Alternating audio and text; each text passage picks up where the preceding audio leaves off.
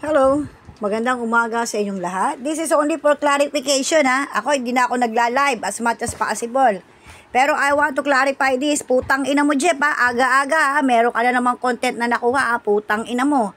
Sabi ko sa inyo, huwag nyo kung nananahimik ako. Pero sige lang, I will take this opportunity. Kung ano man pinagsasabi sa akin ni JTN, it doesn't matter. Dahil kami nag-uusap, paulit-ulit ako nagtanong. Yun din ang message niya. The only thing is misunderstanding na dapat ang sinabi niya sa akin ay arraignment lang ni Pau.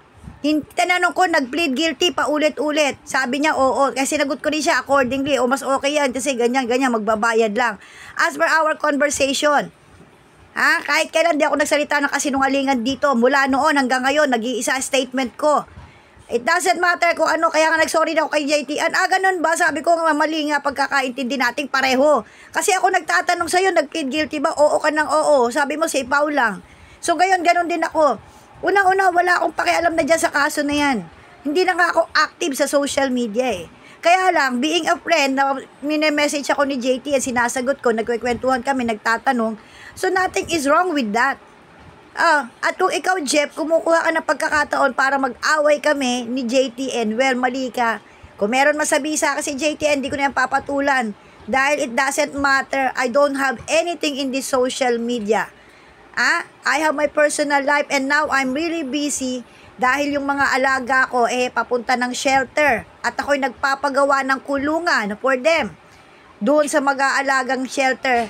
At yun ang aking contribution. Kaya ako busy para maghanap buhay. To produce that money. Jeff, utang ina mong lasenggo ka na wala ka namang pakinabang dito sa social media at sa tunay na buhay at sa lahat ng tao, pukin ng ina mo. Ang alam mo lang maglasing. Ang alam mo lang uminom. Humilata, kumantot, pukin ng ina mo. Pero sa inyo, bunganga ako, sobra ako pag umiinit ang ulo ko. Ang ina nyong lahat, di ko nga alam mga pinagsasabi nyo, di ko nga alam mga ginagawa ninyo dahil hindi nga ako active sa social media eh. It just happened na nakita ko lang si Jeno kagabi at si Daisy, natuwa lang ako, kakarating ko lang, gusto ko lang makipagkwentuhan. Dahil maghahapunan. Pero gagawa nyo pa ng istorya yan at kwento mga side comment nyo, putang ina nyo, wala akong pakialam sa inyong lahat. Di nyo ako pinapalamon. Pukin ng ina nyo Nananahimik ako, dami yung side comment, wala naman kayo alam sa conversation namin. Alam ni JTN yan, nag-usap pa kami kagabi. Sabi ko, ganun ba, misunderstanding both. Kasi tinatanong ko sa'yo kung nag-plead guilty, oo ka ng oo. Tinawagan ko pa kita. O ano sagot niya? Hindi, yung pala, si Pau lang ang nag-arraignment. Yung wala si Bansot. Yun pala yung ibig niya sabihin. Di ko ganun na sinabi niyang maayos, di maayos. Diba? O nakwento ko lang yung kagabi, according sa pag-usapan, kaya nga kinokorek ako ni Primus. Sabi ko, hindi naman ako nag-aano ko tama o mali. Basta yun, according sa aming napag-usapan.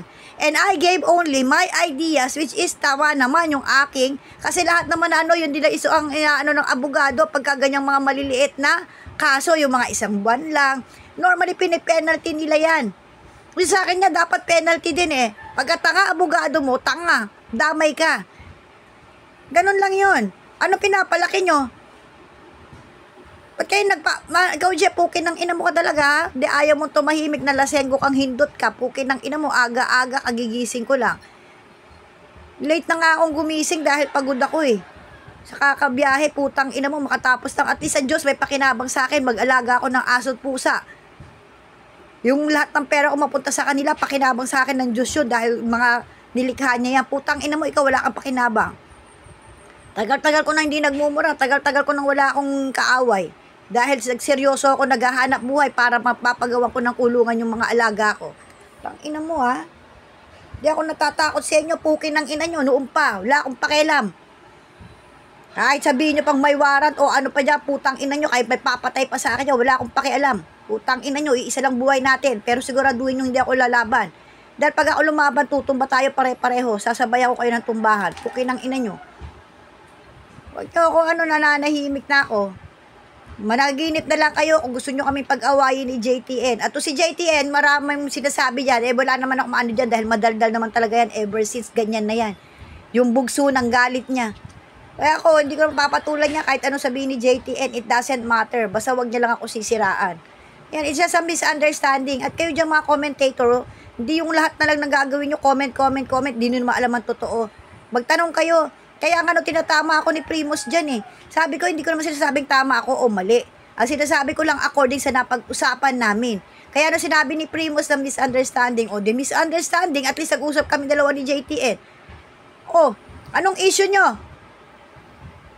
Ang ina nyo aga-aga, ikaw lasenggo kang hayop kang hindot ka ha. Anak ng puta ha.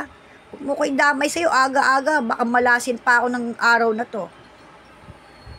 Ang ina nyo, manigas lang kayo dyan na mag-aaway kami ni JTN at magpagagawa kayo ng issue na mag-aaway kami. Mag-aaway kami sa sa tawag doon, messenger. Kung meron kaming misunderstanding. Pero hindi ako makikipag-away to the max tulad ng mga nangyayari noon at yung mga ngayon sa inyo. Ang ina nyo, wala akong pakialam sa inyo. If I do talk about that 1 month and so, according to the rules, according to the law, binabasa ko yan, nasa Google yan, mga tanga. Yang mga minor-minor na kaso na yan. Minor lang yan, ibig sabihin.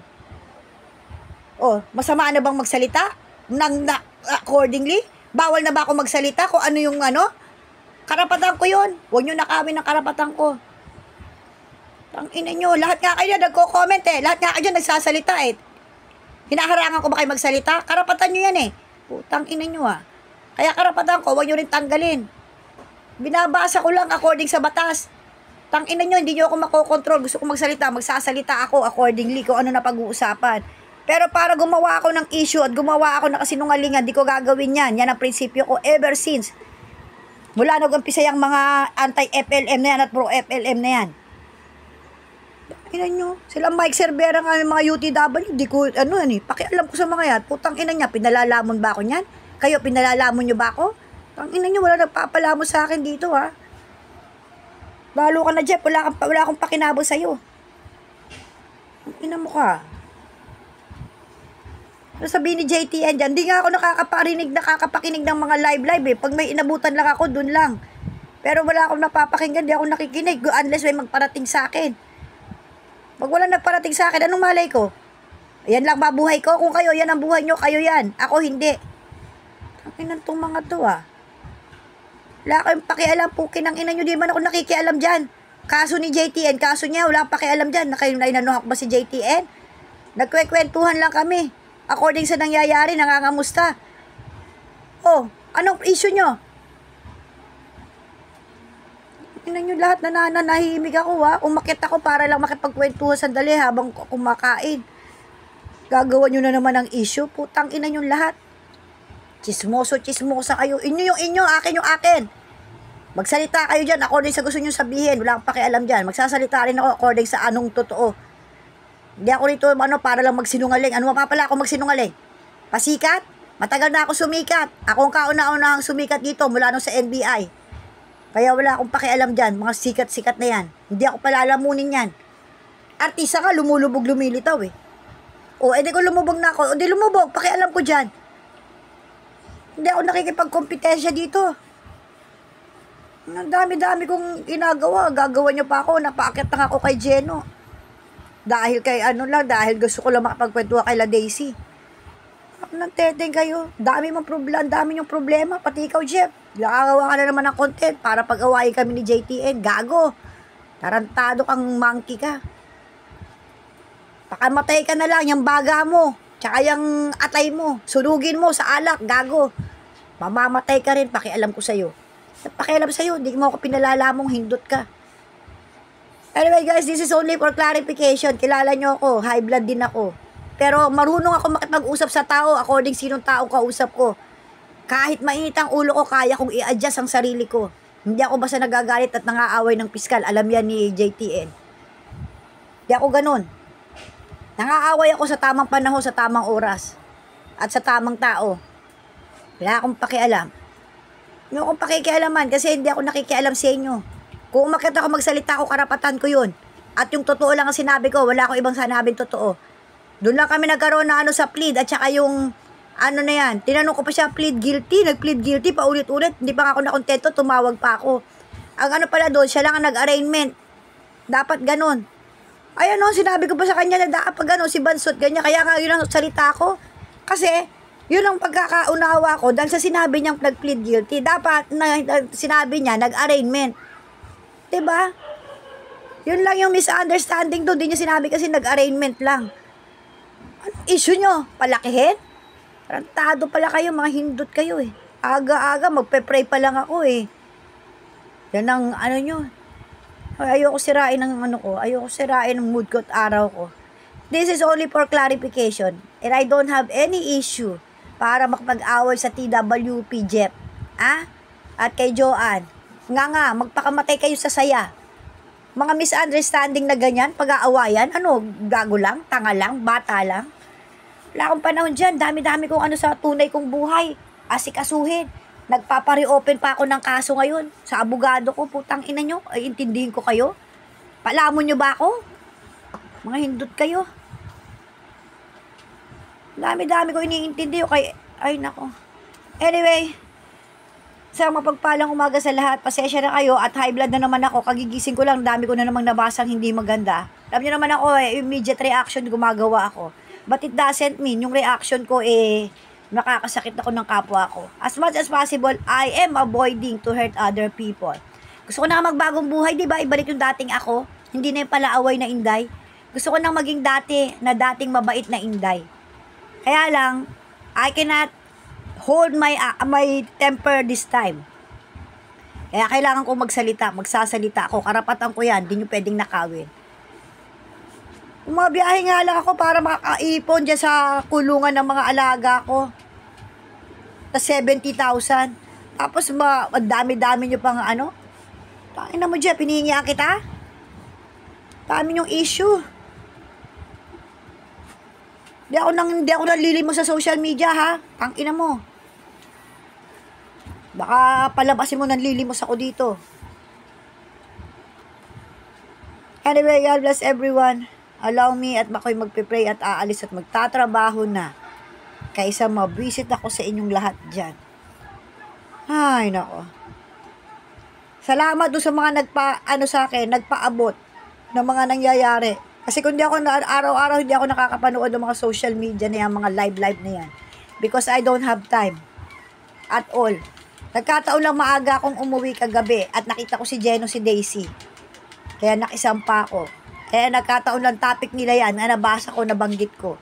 Wala akong pakialam dyan sa kaso na yan dahil hindi ako nagkaso dyan. Napag-usapan lang. Simple. Kaya sinabi ko kay JT, and sabi pa niya, okay, sige, may misunderstanding pareho tayo. Pero kung sinabi mong arraignment lang ni Pound, madali nating naintindihan. Hindi plead guilty na pag-usapan, kaya nga tumawag pa ako Kasi nga, hindi ako mapaniwalang nag-plead guilty.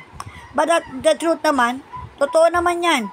It's a minor issue. Kaya MTC lang yan, 1 month lang ang kulong yan.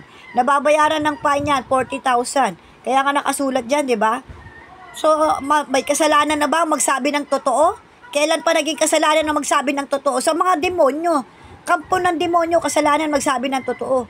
Pero sa mata ng Diyos, ang katotohanan lang lagi. Kaya wala akong pakialam sa inyo, mga demonyo kayo kaya tingin nyo, kasalanan nyo magsabi ng totoo.